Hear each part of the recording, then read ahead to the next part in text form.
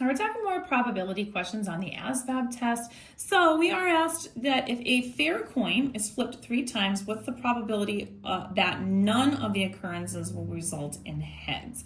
So we have choices of 0, 1/8, 1/6, and 1/3. So we're looking at that. Obviously with a coin, we're talking about only 2 options here, a heads or a tails. So we are looking at resulting in a head, so that none of these occurrences. Every time I flip it, I end up with tails all 3 times. Well, in this kind of situation, you have repeated, like there's no option, right? Once I flip it and I get heads, if I flip the coin again, like there's still heads is still on there. So you always have a 1 out of 2 chance of flipping a heads or a tails.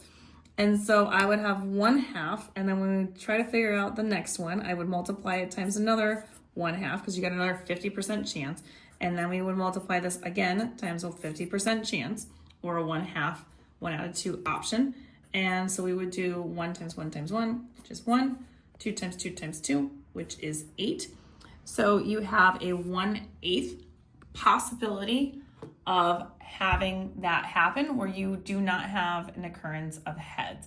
And that would mean that B is your correct answer. And if you want more questions like this, you can find them on my YouTube, Instagram, and TikTok at YouWantAlgebra. All these are located in the ASVAB portion of my playlist.